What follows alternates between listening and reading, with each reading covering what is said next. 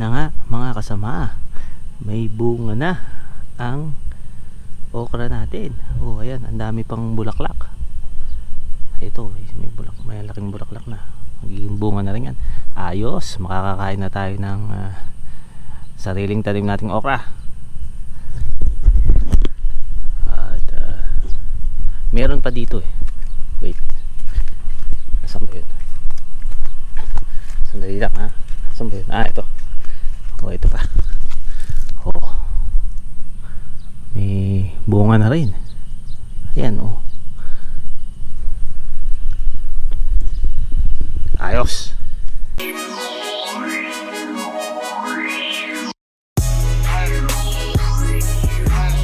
What's up mga kasama? Magandang umaga po sa inyong muli. Yan.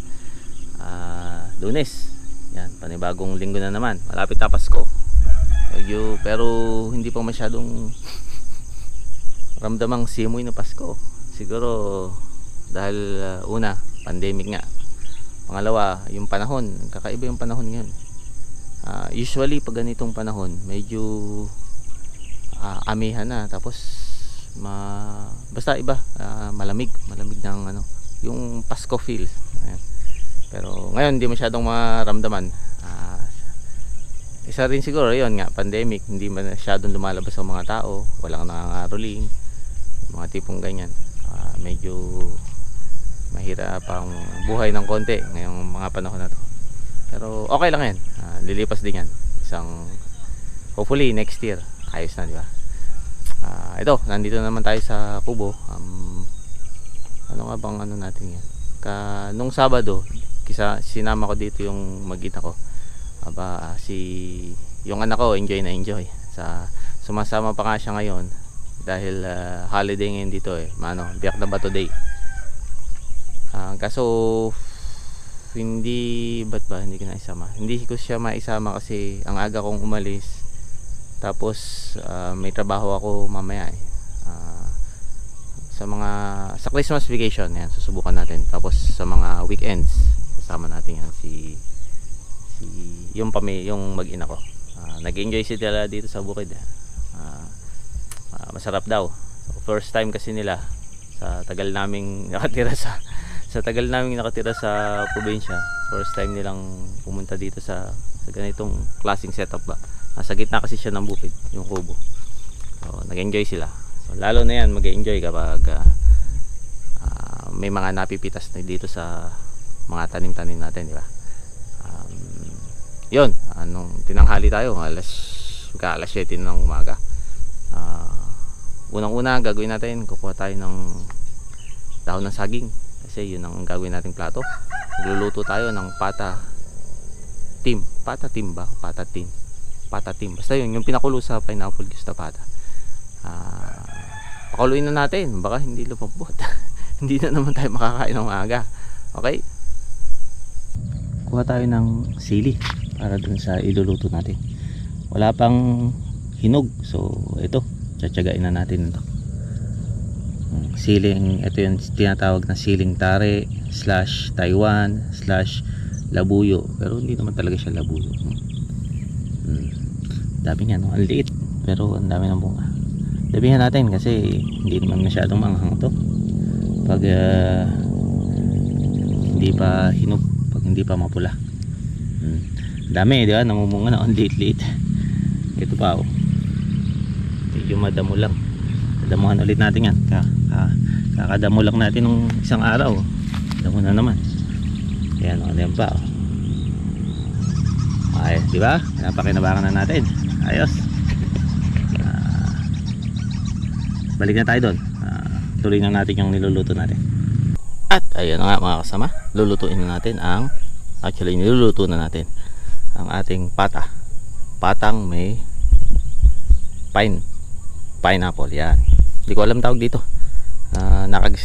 Nung bata ako, niluluto yun ng nanay ko, pero iba ingredients, syempre mas kompleto. Ayan, since nandito tayo sa bukid, kung ano na lang ang meron, di ba?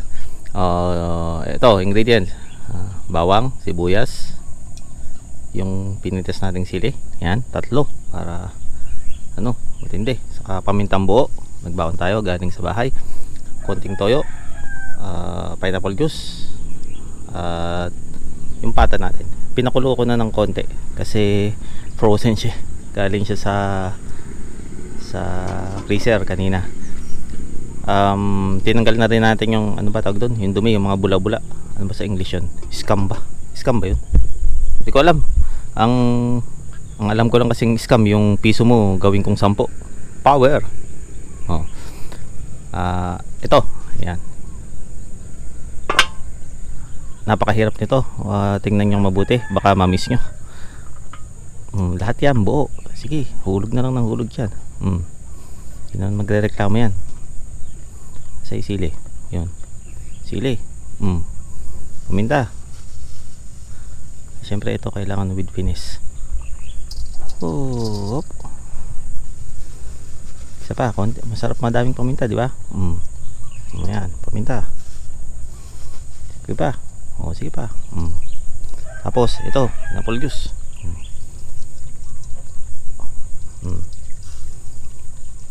Lahat sumasarap. Alam niyo na ang ibig sabihin. Basta't may pineapple juice.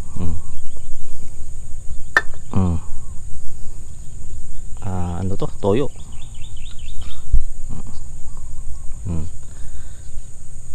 Konti lang. Dami konti pa. Konti lang pala yun. Kita mo. Yan lang. Tapos takpan natin.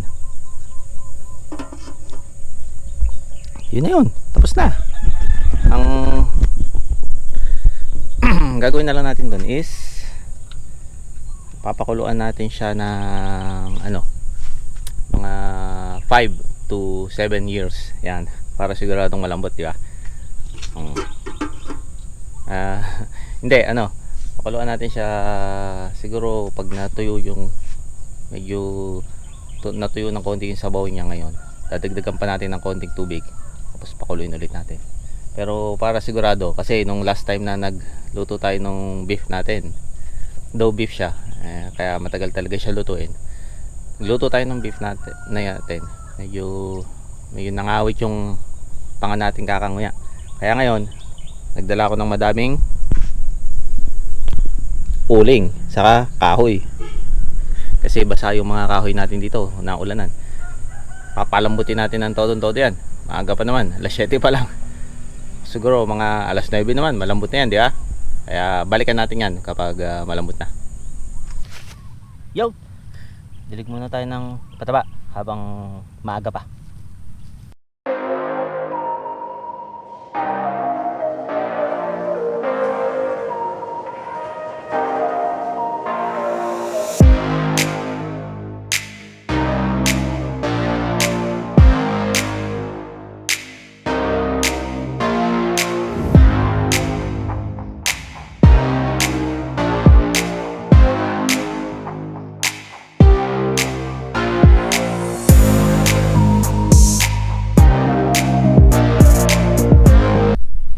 Kasama ko, tingnan nyo, kaka grass cutter lang natin dyan nung isang araw. Taas na naman ang damo, kailangan na namang tabasan. Bilis ng damo, parang parang naka steroids ang mga damo bilis lumaki. Pero bukas susubukan natin daling yung grass cutter. Bawasan natin yan hanggang doon sa dulo. Balik na tayo sa kubo, mainit na. At ayan na mga kasama, oras na para magtanghalian. Yan, anong oras na ba? Wala, napansin nyo lagi ako may suot na relo, di ba? Wala na, napigtas nung Sunday nung nandito ang kasama family. Kumukuha kami ng buko, sumabit sa hagdan ang aking relo, naputol. Saan ba ito? Alas 11 na, alas 11, 11:15. Yan. Kain na tayo ng lunch, agahan natin, mainit kasi. At ito na ang lunch natin. 1, 2, 3, Ganon. Wow, saan ka ba? Pinakuluan niya ng 3 oras. Ayan, ang lambot, naghihiwalay, di ba?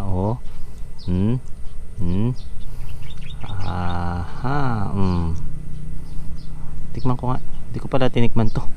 Pinakulo ko lang ng pinakulo 3 oras. Walang tikim-tikim. Tikman muna natin. Kapit na kapit ang lasa.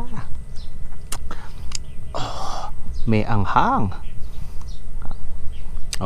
Sige, tirahin ko muna to. At wait. Yun, titirahin ko muna to. At baka, sabi ko nga, lagi kong sinasabi, tirahin ko na at baka tirahin pa ng iba, di ba? Yan, mga kasama, ang dami natin huli. Puro janitor. Pero may isang dalag. Decent size na dalag. Ayan. Saan ba yan? Ayun. Ayoko yan, may dalag. Isang dalag saka 3 janitor fish. Pwede na, di ba? Umasenso na tayo sa buhay. Nakakahuli na tayo. Ngayon nakahuli na tayo ng dalag. Dali na natin to sa kubo. Medyo sobrang init dito. At ayun na naman nga mga kasama, isang araw na naman ang nakalipas. Yung kaninang umaga nabanggit ko yun nung pasensya na nga pala sa shades para nagsuot tayo nito para hindi naman kunot na kunot ang noo natin. Sobrang init.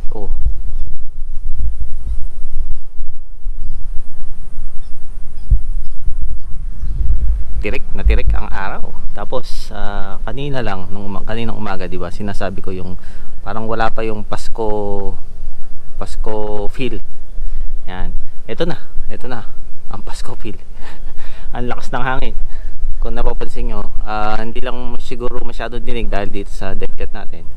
Good job sa boya. Ang ganda ng dead cat nyo saka directional mic nyo. Tahimik na tahimik, hindi naririnig ang hangin. Pero tingnan nyo ang mga dahon.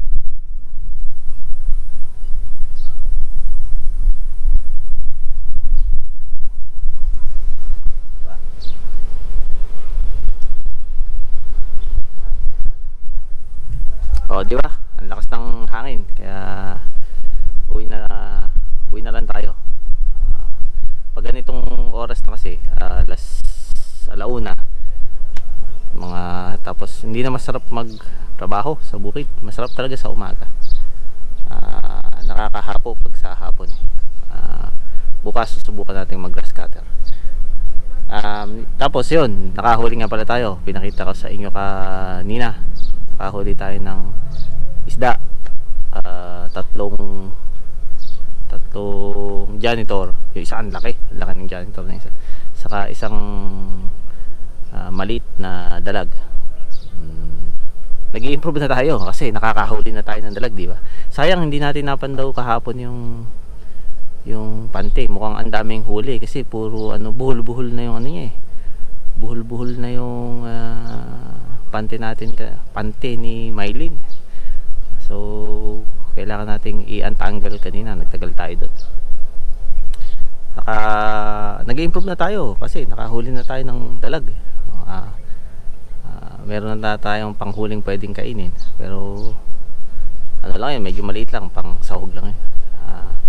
Yung janitor naman, at least na ilabas natin yung janitor, di ba? Janitor fish. Kaysa dumami dyan doon. May silbi pa rin ang pante ni Mylene. Eventually makakahuli din tayo ng malaki dyan. Bukas sana meron na. At so yun lang.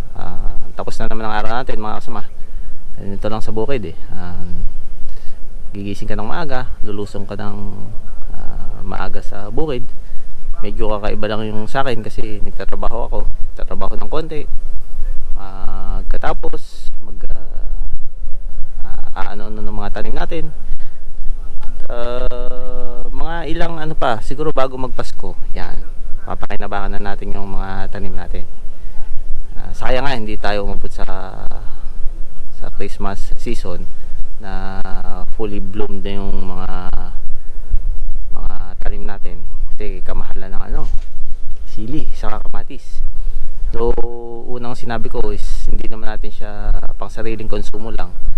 Para yun nga, alam niyo naman na naparami tayo ng bili ng punla. Hindi kasi marunong ang kasama nyo na first time bumili ng inyong kasama ng punla, hindi ko alam na ganoon pala karami ang isang tray. Ayan, kaya napilitan tayo magtanim ng isang katutak na sili saka isang katutak na kamatis. Pero di bale kapag nalipas na yan, lumipas na yung kamatis natin, especially yung sili, matagal ang buhay niyan. Kapag lumipas na yung kamatis natin, papalitan natin ng ibang gulay yan. Yung gulay na papakinabangan natin ng pamilya natin, di ba? So yun lang po mga kasama. Muli po, maraming salamat sa mga patuloy na nanonood.